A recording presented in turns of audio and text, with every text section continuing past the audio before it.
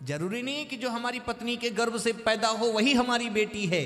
बेटी की संज्ञा में कौन कौन आता है? राम जी बताते हैं, अनुज बधू भगनी सुत नारी, सुन सठ कन्या सम ये चारी, और इन्हीं कुदृष्ट बिलोक जोई, ताही बधे कछु पाप न हुई। जो इनको गंदी नजर से निहारता है उसको जान से मार देने में कोई पाप नहीं लगता है, राम जी कहते हैं।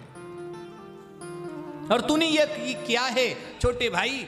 सुग्रीव की पत्नी को गंदी नजर से देखा है, जबरदस्ती उसके साथ बलात् किया है, उसे हठात पूर्वक अपने महल में तूने स्थान दिया है, यह तेरा अपराध है और इसलिए मैंने तुझे मारा है।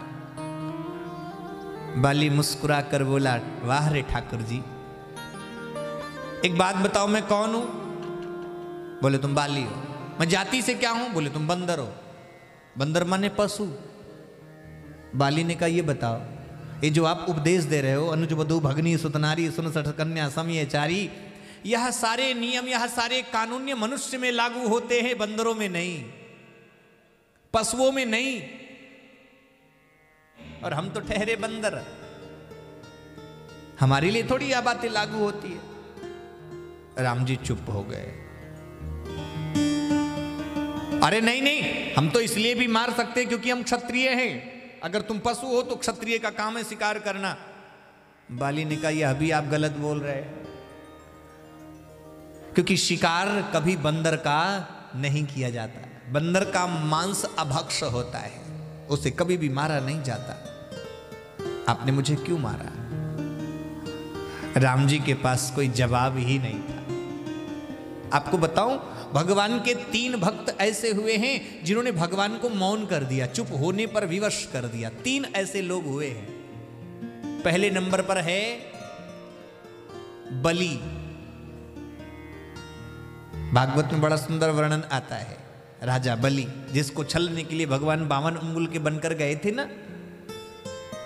बलि ने भगवान से कहा 52 उंगली की, अपनी उंगली से आप ऐसे 52 उंगली गिन लो, जितना 52 उंगली होती है भगवान उतने ही बड़े थे।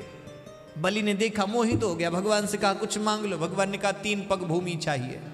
बलि ने कहा छोटे से तो तुम्हारे पांव हैं, अरे और ज्यादा मांग लो। भगवान ने कहा नहीं, मेरे पांव से 3 पग चाहिए, मेरे ही पांव से नापूंगा।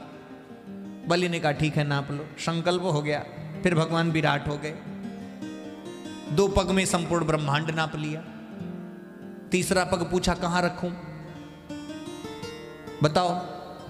बलि ने कहा तीसरा पग भी रखने का स्थान दूंगा, लेकिन पहले एक बात बताओ। अच्छा किया मेरे साथ, कपड़े की दुकान पर जाकर बोलो कपड़ा कैसे दिया। सेठ ने कहा इतना रुपया मीटर है, पैसा सब कुछ तय हो गया। उसके बाद अपने झोला से बड़ा सा मीटर निकाल के बोलो कि मैं अपने मीटर से नापूंगा। वो गलत बात है कि नहीं? अरे भाई पहले पैसा तय करने से पहले मीटर दिखा देते, अपना मीटर देख लेते तो पैसा उसके हिसाब से हम बताते। अब पैसा पहले फिक्स कर लिया आपने, इतने रुपए मीटर दोगे तो दो, नहीं तो मैं जा रहा हूं। अब ग्राहक को देखकर उसने सोचा अब ग्राहक जाने ना पावे, सो कपड़े वाले दुकान वाले ने कहा अच्छा रुको रुको, इतने में भी दे दूंगा। उसके बाद अब अपना मीटर निकालो, बोलो मैं मेरे मीटर से नापूंगा। ये तो गलत बात है ना भाई। बोलो आपने मेरे साथ अच्छा किया, सच बताना। भगवान मौन हो गए, क्योंकि बलि की बातों का कोई जवाब नहीं था। सर्वथा भगवान को मौन होना पड़ा। एक भक्त था बलि, जिसने भगवान को मौन होने पर विवश कर दिया और जीत लिया। भगवान ने कहा बोल तो इतना रहे हो, 2 पग में तो सब कुछ नाप लिया, तीसरा वाला कहां रखूं। बलि ने कहा एक बात बताओ, धन बड़ा होता है या धनवान? भगवान ने कहा नहीं, धन तो छोटा होता है, धन का मालिक तो धनवान होता है, इसलिए मालिक बड़ा होता है। बलि ने कहा आपने अभी तक मेरा धन नापा है, धनवान तो आपके सामने खड़ा है, तीसरा पग मेरे माथे पर रख दो, मुझे भी नाप लो, अपना 3 पग पूरा कर लो। डरता नहीं हूं आपसे,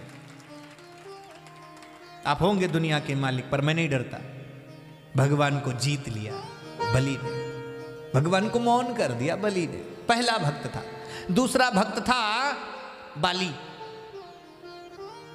जिसने ऐसे एक तर्क राम के सामने रख दिए। आप कहते हो कि मैंने तुम्हें इसलिए मारा है कि तुमने अपने छोटे भाई की पत्नी को कुदृष्टि से निहारा है। तो ठीक बात है, मनुष्यों में यह नियम चलता होगा कि छोटे भाई की पत्नी को अपनी बेटी जैसा प्यार करो, लेकिन बंदरों में यह नियम नहीं चलता है, क्यों मारा मुझको?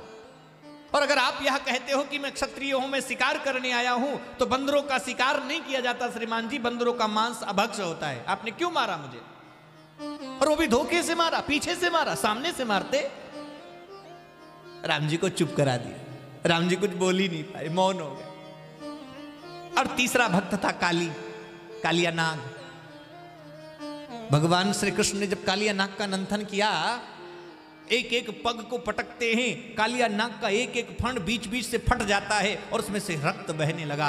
अंत में कालिया नाग ने कहा, कन्हैया मुझे क्यों मारते हो, क्यों मारते हो मुझे? कन्हैया ने कहा, तू जहरीला है ना, तेरे विष से न जाने कितने लोग मारे गए, मैं तुझे इसलिए मारता हूं। कालिया नाग ने कहा, एक बात बताओ, सांप को किसने बनाया? सांप को किसने बनाया? भगवान बोले, मैंने बनाया। अच्छा, सांप को क्रोध किसने दिया?